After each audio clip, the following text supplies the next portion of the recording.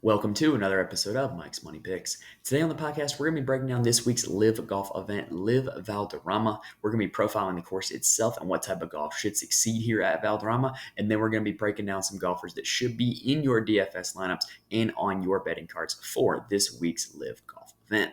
Now, if I'm being totally honest, DraftKings was a little bit late in getting out their pricing for the LIV Tour event this week. Normally they get out on a Tuesday. This week it was a Wednesday. So this video is coming out a little bit later than usual. But if this is still in time for you to go check out the Rocket Mortgage Classic preview, please go do that. It is available in the podcast feed and it is available on the YouTube page. Now, also, please, while you're here, if you're watching on YouTube, please like and subscribe to the channel. It really does help me out more than you could ever know. If you're listening to this podcast on Spotify, Apple, or wherever you get your podcasts, please rate and review. It really does help me out, and I really do appreciate everything that you guys have given me in terms of that. Now, I haven't really talked about the whole LIV PGA merger, quote unquote, since it happened the week of the RBC Canadian Open. If you don't want to hear, my merger talk, just skip ahead about 2 minutes and we'll get started with the preview then. But I do want to just give some quick thoughts on it. So I kind of waited this long to talk about it because there's still so many things that are unknown about this merger. We really don't know how the LIV golfers are going to be integrated back onto the PGA Tour. We don't know, how the new PGA Tour schedule is going to work. We don't know if the FBI or the Supreme Court or whatever it is even going to be okay with, this not violating antitrust laws. So there's still a long way to go and a lot of things that need to be ironed out for this merger. But to me, there's a few things that are inherently obvious, no matter how this all turns out. And the first thing is that Jay Monahan looks really bad. Like, there's just no way around that. Even if, you are so against the idea of the LIV Tour, even if you are so against the idea of the Saudis investing that amount of money into professional golf when they first approached him about it, then that's fine. Like, be opposed to that. But to go on national TV and use the 9/11 families to kind of virtue signal the LIV Tour and then end up taking the same money that the LIV Tour was giving to the golfers a year later is just a really bad look. And to do all of it while kind of undermining your players' trust without telling them is also just a really, really bad look. And I think that when when the merger is finalized, I do think that it's going to be kind of a post Jay Monahan era. I would be extremely surprised if he's still the commissioner of the PGA Tour or whatever the new entity ends up naming itself by the very end of it. But the second thing that's inherently obvious is that the LIV Tour itself, or LIV Golf, was a means to an end for the PIF, or the Public Investment Fund, which is the Saudi Arabian backed entity where all of the money for LIV Golf is coming from.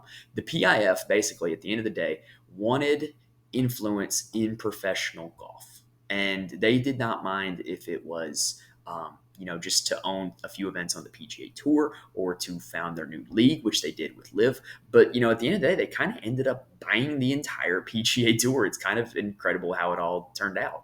And so to me, I think that the LIV Tour itself was just a means to get to that end. I would be incredibly surprised if the LIV Tour as we know it now continues to exist after the merger ends up going through. That's just kind of the whole vibe that I get from it. I think that the LIV Tour was just a way for the Saudis to get that influence, because what they basically did was they created a competitor that forced the PGA Tour to shell out a lot of money that they did have but did not want to spend. And then when that competitor got big enough and the PGA Tour's pockets started running out, the PGA Tour caved and decided to merge and give the PIF that influence. So it's definitely a very interesting tale how it all worked out. I'm sure there's going to be documentaries and such made about it in years to come that are going to kind of break down the finer points of it. But it's just a super unexpected story. But at the end of the day, if the PIF finds a way to be good to the golfers that are on the PGA Tour and on the LIV Tour and create a good product and, be good for the fans, be good for television broadcasts, be good for the golfers itself, then at the end of the day, everything kind of worked out. And the goals of Phil Mickelson and the other guys who were first to join the LIV Tour kind of were realized, because they're going to end up with a tour that treats them right and gives them plenty of the money that they think they deserve. And so it's going to be interesting to see how that plays out. Obviously, the human rights record of the Saudi Arabian government is not great. And I kind of hope that, they're going to be in the spotlight now that they kind of own professional golf. And so hopefully that their human rights record can be cleaned up a little bit. It's not really my place to judge, but I do think it's going to create an interesting dynamic for the guys who were very virtue signaling against the LIV League when it was founded. Now, if you do remember when I first started talking about the LIV Tour, what I had initially suggested was that the Saudis, before they created LIV, they should have went to the PGA Tour and just tried to be the new WGC, where they just kind of bought a few events on the PGA Tour calendar, held at their courses, invited who they wanted to invite, and shell out a ton of money to do so. The PGA Tour, at the end of the day, if they wanted to exist as they did, they should have just gone through that path and just let LIV be the new WGC, and have them have their events and have the PGA Tour have their events, and kind of keep it separate but calm. And that's kind of not what ended up happening. And now we're at where we're at, where this merger is kind of just awaiting I'll say legal approval before it can be finalized. All right, so those are just my thoughts on the LIV PGA merger, even if you can call it LIV PGA merger. I guess PIF PGA merger would be the more correct way to word it. But anyway, those are just my thoughts on the whole situation. Obviously, there's still a lot to be ironed out from it, and there's still golf to be played. We still got golf going on 2 tours right now with LIV and PGA. So this week's LIV event, LIV Valderrama, I do think is going to be one of the better events for the LIV Tour this season. So let's go ahead and start breaking that down. First, by talking about the course itself. All right, so Valderrama is going to be a little bit of a different test than what we've seen for the most part on the LIV Tour this season, and it's kind of a different test from a lot of what we see on the PGA Tour for the most part. This is actually a venue that is pretty historic. This is probably I would say, the top-rated venue that LIV has had on their schedule in each of the past 2 years, if I'm being honest. This is voted one of the top courses in Europe year in, year out. It hosted a Ryder Cup back in the 90s, which actually Sergio Garcia and Phil Mickelson both played in. And then it is also a course that has hosted an event on the DP World Tour year in, year out. So let's talk a little bit about the specifics about Real de Valderrama Golf Course. So it is officially a par 71 and 7,028 yards on the official scorecard provided by LIV Golf. Now, all of the par 5s are going to be reachable in 2 shots from good drives. There's one that is going to be a little bit longer. I believe there's one in the 580s, but for the most part, the other 2 are going to be reachable. The key distance for par 4s this week is going to be 450 to 500 yards. Really, this is a short course on the card, but it's not really a super short course in terms of the whole lengths. The par 3s are about average length. They're all within the realm of 170 to 220 yards. Now, if you look at pictures of this golf course, which we do have if you are watching the YouTube video, this is from their official website. This is a very narrow golf course. There are oak trees that are overhanging over most of the fairways on this golf course. The fairways are not very wide, and the greens are not very big. And so when you look at Valderrama, this is a course where accuracy is going to play a premium. You can be sitting in the fairway and still have a shot that is obstructed from the oak trees. And so having an accurate drive that is going to put yourself in a position to have a shot at the green is going to be very important. And then with the greens being small, being able to hit a lot of the greens is going to be very important. This is not going to be a birdie fest. Very contrast to the PGA Tour site this week at Detroit Golf Club. This is going to be a course where par is a good score, and you're going to have to hit greens if you want to have a chance to win this one. Now, as previously stated, this course did host an event on the DP World Tour known as the Andalusia Masters. So if you look at the history of that event, the 2022 edition of the Andalusia Masters was won by Adrian Otaegui with a score of -19, which was actually the tournament record by 9 strokes. This is normally not an event that gets that deep. 2021 was won by Matt Fitzpatrick. 2020 was won by John Catlin. 2019 was won by Christian Bezadenhout. And then Sergio Garcia won in 2011, 2017, and 2018, which were the previous 3 editions of the tournament, with Graham McDowell winning the inaugural tournament in 2010. So yeah, Sergio Garcia has won this tournament 3 times. Now, Sergio Garcia has also gone out and stated he is a native Spaniard. And he has also stated that this is his favorite golf course in the world. So naturally, there's going to be a lot of attention and there's going to be a lot of expectations for Sergio Garcia this week with an event that's basically at his quote unquote home course. And, at a tournament that he's historically done very well at. Well, it's not the same tournament, but it's a course that he has won a tournament at 3 different times. So there's going to be very high expectations on Sergio Garcia this week. I would say that, if the trip to Adelaide was Cam Smith and Mark Leishman's home event, then this is Sergio Garcia's home event on the LIV Tour. Now, Robert Trent Jones Sr. Designed this golf course in the 70s, and he designed a lot of other famous American golf courses, most notably Baltusrol and Bellerive, which hosted the PGA Championships in 2016 and 2018, respectively, Port Royal, home of the Bermuda Championship, and then Firestone Country Club, which is the host of the WGC Bridgestone Invitational. So let's kind of break those down one by one. The WGC Bridgestone Invitational, kind of moved around a little bit. But if you're just looking at the events that were in Firestone, Dustin Johnson did win there. Tiger Woods won there a lot. Hideki Matsuyama, Justin Thomas, Shane Lowry, and Rory McIlroy are all winners there, along with the rarity of Keegan Bradley being a winner there. So when you look at this golf course, it's not necessarily one that caters specifically to bombers, but it is one where you're going to have to heat up with the irons and have to heat up with the putter if you want to win. Sergio Garcia and Henrik Stenson and Bubba Watson all have runner-up finishes here at this course, as well as Lee Westwood, and they all 4 currently play for LIV Golf. Now, the PGA Championship in 2016, which was the one that was at Baltusrol, was won by Jimmy Walker with Jason Day as a runner-up. Brandon Grace, LIV golfer, was T4. Martin Keimer was T7. Henrik Stenson, T7. Paul Casey, T10. Patrick Reed, T13. And that's pretty much all of the notable results from the livers, I guess you could call them, in that event. Now, the 2018 PGA Championship at Bellerive was won by Brooks Koepka, and this was not a great tournament for what would end up becoming the golfers on the LIV Tour. Thomas Pieters was the only one with a notable result. He was T6. I guess you could say, Koepka did win the tournament, so it was a good result for Brooks Koepka. But Thomas Pieters was T6. Tiger Woods, Adam Scott, and John Rahm were in the middle there. Stuart Sink was also T4 in this event. Stuart Sink also popped up a few times at the WGC Bridgestone Tour. Stuart Sink tended to play Robert Trent Jones golf courses really well. So if we talk about some comp courses, my comp courses for this one of ones that are currently played on the PGA Tour are Harbour Town, home of the RBC Heritage, Sedgefield, home of the Wyndham Championship, and Riviera Country Club, home of the Genesis Invitational. Now, Harbour Town fits because it is the most narrow, the most short golf course on the PGA Tour. It also has a few common winners, right?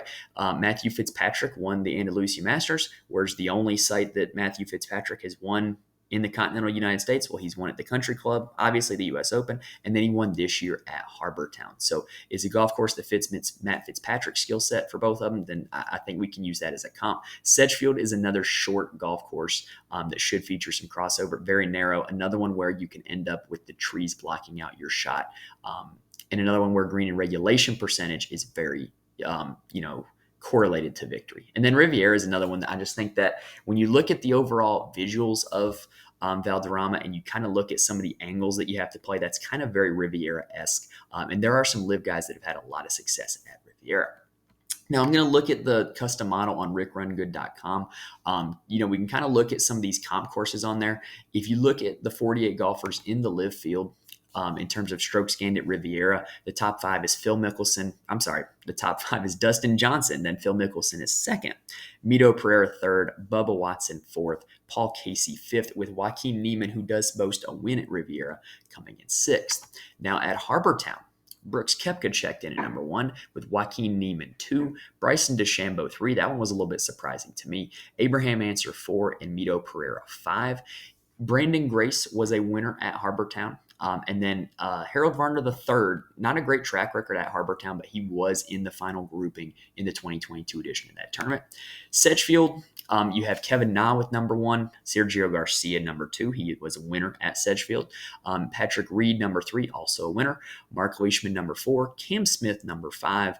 And then you had notable good performances. Henrik Stenson was a winner there. Brandon Grace has historically played well there as well. And then on Rick Run Good, I decided to put some weight for my custom model on short courses because this is, in fact, a short course. In terms of strokes gained short courses, Bryson DeChambeau is number 1, Bernd Wiesberger number 2, Leishman 3, Answer 4, and Dustin Johnson 5.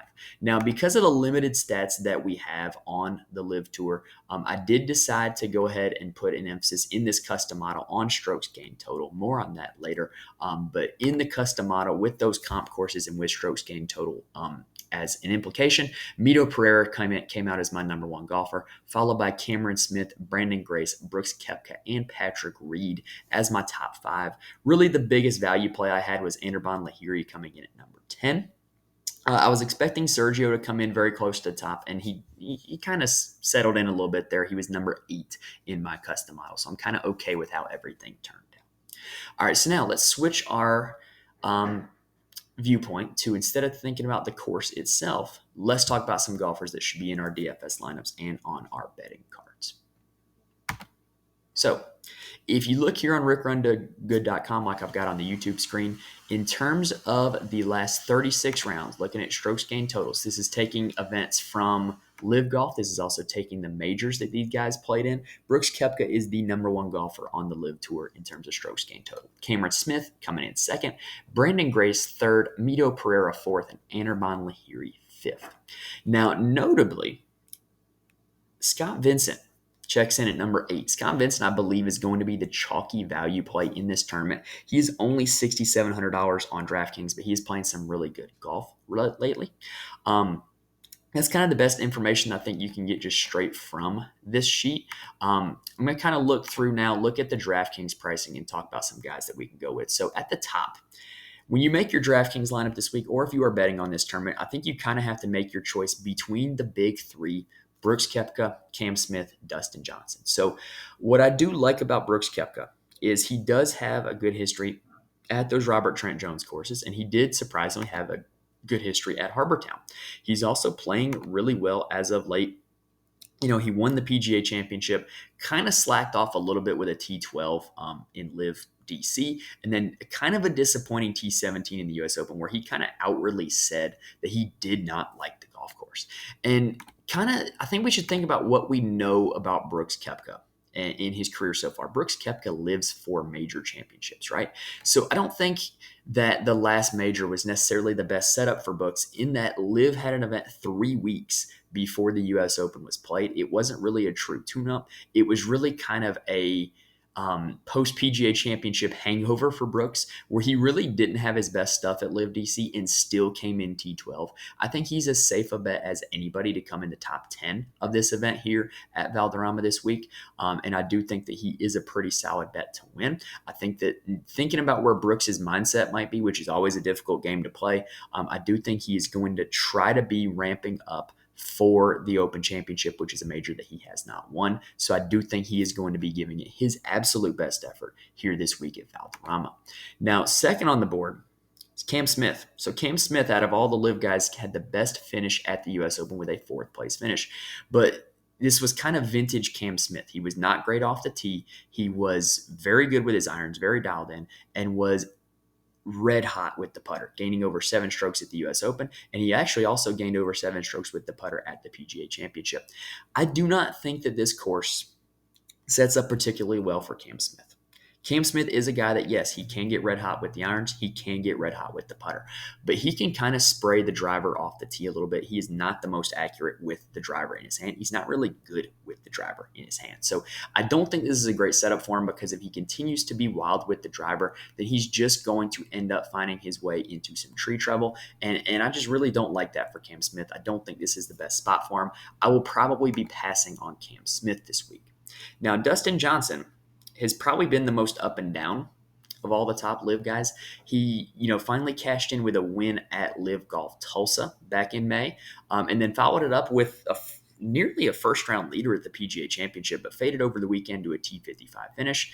Disappointing T23 at LIV DC, and then a T10 at the U.S. Open, where he was really dialed in for most of his game at the U.S. Open. He really gave the whole tournament away, and kind of knocked himself out of contention with a quad bogey on Saturday. And then on Sunday, the broadcast didn't show a whole lot of them, but if you kind of look at the individual shots, he gave himself a lot of makeable birdie putts that he just didn't cash in on. And it kind of shows in the end result. He did lose over one stroke putting at the U.S. Open. I think this is a pretty good profile for DJ, knowing that all facets of his game are kind of going well right now, with the exception of the fact that he just has to stay engaged and play 54 solid holes, and with, kind of the stipulation that he just needs to flip around the putter. The only thing that he needs to flip is the putter. I kind of feel a lot better about DJ heading into this week than I do about Cam Smith heading into this week. So in terms of constructing a DraftKings lineup, I think if I were to play one of the big three, I think my preference would be Brooks Koepka. So if you were to go ahead and play Brooks Koepka, I do think that you can actually still play Sergio Garcia. All right. Now, the only stipulation with Sergio Garcia is that he is going to be super popular heading into this week. Anybody who's doing any modicum of research for this tournament is going to find out that this is Sergio's favorite golf course, and that he has won a tournament hosted at this golf course 3 separate times. And so I think Sergio is going to be super popular. When you look at the recent results, the U.S. Open, he actually played pretty well. The previous LIV events, he had really not played that well. He did have a second place finish at Singapore, but I do think that U.S. Open has him trending in the right direction at a golf course that he loves. If you are deploying him on DraftKings, just know that it is going to come with like a lot of ownership. He's going to be the most owned player on the slate. However, what I've found in my time playing DraftKings with LIV Golf is that ownership is really something that is to be expected, because with only 48 golfers in the field, everybody is playing 12% of the field in their lineups.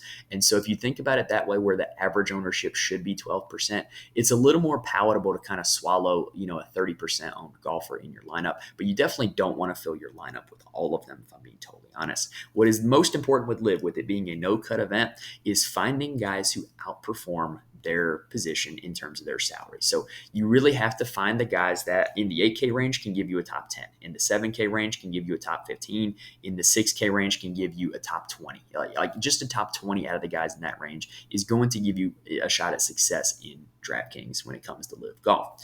Now, in terms of, below the big four, I do not think this is a great spot for Bryson DeChambeau. I would say long-term, I am a fan of where Bryson's game is trending, but I don't think that it suits this course very well at all with how narrow it is. And so I'm probably just going to pass on Bryson this week in terms of DraftKings, and I would not bet Bryson to win this tournament. Mito Pereira is a guy that I like, though. At the U.S. Open, he missed the cut on the number. I believe he actually 3-putted the last green of his day to end up missing the cut, which is kind of a brutal way to go, if I'm being honest. So I'm kind of willing to forgive that one. But I do like what he's done on the LIV Tour. He's had 2 top 5 finishes in his last 4 LIV events. And he's a guy that he popped up on a lot of those comp courses, and he's a guy that tends to be pretty accurate with his driver and can get red hot with his irons. So I do think that this is a really good spot for Mito. Just know that if you want to go Brooks and Sergio up top, which is kind of the build that I started with, you would probably have to pass on Mito. So I kind of do like a Brooks Mito build. It does give you a little more flexibility than that Brooks Sergio build would, or you could go super flexible and go with like a Sergio Mito build, even if you wanted to. So there's definitely options with DraftKings this week when it comes to those guys, but I definitely think there's a fall off after Mito Pereira. Harold Varner is the most recent winner on the LIV Tour with his win at LIV DC, and he does have a pretty good track record at some of the comp courses, but I kind of just tend to think that guys like HV3, he had his win, and I just think that it's not statistically likely that he turns in another elite performance in back-to-back events. So I will probably catch up with HV3 later on the schedule. But coming off of that win, he definitely is playing some good golf. I think there's definitely worse plays than Harold Varner III, but I probably won't get to him this week. Taylor Gooch has won twice on the LIV Tour this season. Statistically, he's also one of the most accurate LIV golfers with his driver, and statistically, he's one of the most accurate LIV golfers with his irons in terms of his green regulation percentage. So if he's able to still hit a lot of fairways and hit a lot of greens. He's going to be in good shape. However, I think his price tag's a little bit too much on DraftKings for the golfer that he is. He's being priced up because of the 2 wins, and DraftKings kind of can't price him down because of those 2 wins. So he's another one that kind of like HV3, I will probably get to later on in the rest of the season. Now, Patrick Reed is a guy that I did want to highlight also. So what we know about Patrick Reed is that he popped up on a lot of those comp courses. He is an elite short game player. So if he does miss the green, if this turns into a tournament where everybody is missing greens and it turns into an up and down contest, my money's on Patrick Reed. And so if this course ends up playing exceptionally difficult, I do think that is a good spot for Patrick Reed. He's made the cut at the last 2 majors. He was really disappointing just in his Saturday round at the U.S. Open. But I do think that this could be a good spot for him, particularly if this golf course does play difficult. Now, looking further down the board, a guy I do want to talk about is Brendan Grace. So if we look at Brendan Grace, not only did he pop up on a few of those comp courses, but if you look at the strokes gained total for all of the LIV guys for this field in the last 36 rounds, you will see that Brendan Grace is ranked much higher than where his salary on DraftKings is. He's the 3rd ranked golfer in this field in the last 36 rounds, and he's priced only at $8,800. And really, I know it's a little bit fluky because we don't have the exact breakdown of the stats from LIV, but it's apparently all been his putter where he's been losing strokes. And so I kind of like getting a guy who is playing well and he's still losing strokes with the putter. Brendan Grace is going to be one of my favorite plays this week, and he's kind of churned out good finishes on the LIV Tour this season. His last 2 finishes have been second and tie second in Tulsa. And so I do think this is a really good spot for Brandon Grace. Now, Abraham Answer has honestly been pretty objectionably bad on the LIV Tour this season. He finished in 42nd in DC. He finished second to last, 47th in Singapore. But he did show signs of life with his game with making the cut at the U.S. Open. And this is a course that is going to cater to accuracy. And so I kind of think that it's not such a bad idea to get a guy who's known for being accurate, even if he, isn't in the best form coming in. I don't mind Abraham Answer this week. Now, Sebastian Munoz is a guy that I have played a lot in LIV DFS, and I really, really like him this week. He's a guy who, when he gets going, and he has the ability to get supremely hot. He was, I guess I should say, a very popular first round leader bet on the PGA Tour when he played on the PGA Tour because of his ability to just get hot and go scorched earth for an entire round. And that's kind of panned out in what he's done on LIV. He was 2nd at LIV Orlando. He was 4th at LIV DC, and he did make the cut at the U.S. Open. Now, another thing that I do want to point out with that made cut at the U.S. Open is that Sebastian Munoz played pretty well tee to green. It was just the putter that was very bad. He lost almost 6 strokes putting at that U.S. Open. So again, kind of like what we talked about with Brandon Grace, he's a guy who is playing good golf and really just needs to flip the putter. So I really do like Sebastian Munoz this week.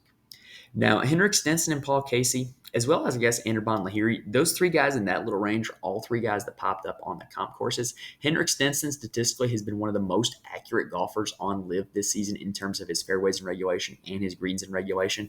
So I kind of wouldn't mind going back to him. His recent finishes on LIV have been pretty good as well, with a T4 at DC and then a pair of T11s at Adelaide and at LIV Orlando. Now, looking further down the board, if we're looking for pure accuracy, Kevin Na is a very solid choice. He finished T6 at the last LIV event in DC. That kind of has me thinking that his game is trending in the right direction. And so I definitely wouldn't mind a little bit of Kevin Na. If you're looking for the local angle, dear Lord, I hope I'm saying this correctly, Eugenio Lopez Chacara has been really, really solid in his last 3 starts on LIV, with a T18 in DC, T5 in Tulsa, and a T13 in Singapore. He's being priced up much higher than where his salary was because of those 3 performances, but I don't mind going back to him, honestly, and he is a native Spaniard. Now, looking further down the board, I do like Ian Poulter a little bit this week. Ian Poulter is a guy who, kind of like Henrik Stenson, he's in the twilight of his career. He's not going to hit the ball as long as a lot of the other guys here on the LIV Tour, but that's not his detriment this week because this is a short golf course. This is a positional golf course. And so his last 3 tournaments, he's finished in the top half. Well, last 2 tournaments, he's finished in the top half of the fields on LIV, with a T23 in DC and a T18 in Tulsa. If there's ever going to be a spot to go to Poulter, I think these next 2 LIV events, both in continental Europe, I think are going to be pretty good spots to go to him at. Now, Bubba Watson is a guy that he popped up on a few of the comp courses, but I'm probably going to pass on this week just because, kind of like with Bryson DeChambeau, he can be a little bit wild with the driver. And so that kind of worries me a little bit. If he's getting wild with the driver here, you're going to have a lot of tree trouble. You're just going to not be playing for pars. And so I kind of don't think that's the best fit for Bubba. However, kind of like with what we talked about with Sebastian Munoz, he is capable of getting hot like he did in Tulsa, which was kind of also a narrow golf course as well when he came in T8. And so Bubba Watson, I think there's pros and cons this week, but I think with Bubba, he's a guy that if you're trying to win a GPP on DraftKings, he's a guy you can go with because he's not just going to come in like 27th place or 30th place. He's going to give you like a top 10 or he's going to come near dead last. I think there's one or, it's going to be one of two outcomes this week with Bubba.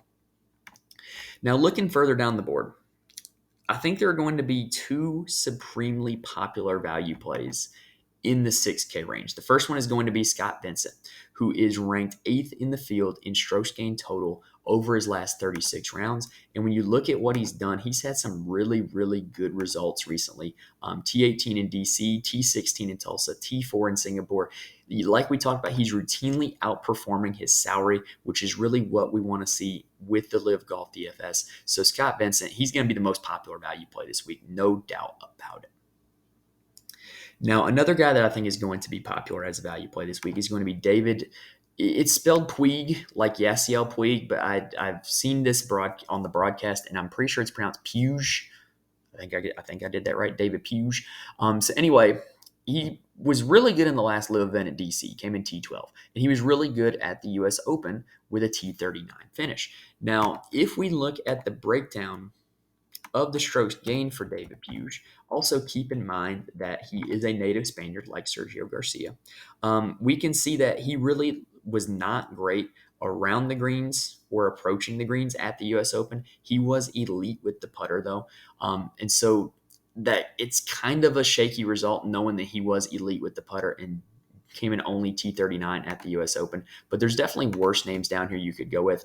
I expect him like Scott Vincent to be the most popular value plays in the 6K range this week. So let me give you guys a value play that'll probably not be that popular. It's a guy who is on paper an accurate golfer and has won on the LIV Tour this season, and that is Danny Lee. He won at LIV Tucson near the start of the season. So at a golf course that is not going to box him out with his lack of distance off the tee and where accuracy is going to be at a premium, I think this is going to be a pretty good setup for him. He hasn't played well at the recent LIV events, but those are courses that prioritize distance over accuracy off the tee. You look at the guys that played well in that, like LIV Tulsa. You had Dustin and Bryson at the top of the leaderboard. LIV DC, you had HV3, you had Mito, you had guys that were really good drivers of the golf ball at the top of the leaderboard. So I do think this would be a better spot for Danny Lee than those two courses were, and I do think he could be one of the better value plays this week. All right, so that does it for the preview for LIV Golf Valderrama. Hopefully I was able to give you guys plenty of information here in this episode that you can use to fill out your DFS lineups or fill out your betting cards this week. If I were to make one official pick this week, one official pick to win LIV Valderrama, I am going to go a little bit outside the box. I am going to go with Brandon Grace. I think that Sergio Garcia is going to be the popular pick amongst a lot of people this week. Brandon Grace is going to be my pick to officially win LIV Valderrama. All right, so that does it for the episode. So if you made it this far, hopefully you like what you heard. Hopefully you got plenty of information that you can use. Please, if you like what you heard, please like and subscribe on YouTube. It really does help me out a lot. If you're listening on the podcast, Spotify, Apple, wherever you get your podcast from, please rate and review the podcast. Again, it helps me out more than you could ever know, and I really do appreciate it. And hopefully, I'm giving you guys some information that you can use to help win some money this week. All right, so we will be back next week for the next LIV Golf event. We will also be previewing the PGA Tour event, the John Deere Classic, here in the same spot. So if you are subscribed, you'll be notified when those new episodes drop. All right, so best of luck to everybody this week. Thank you guys for listening, and I will see you next time.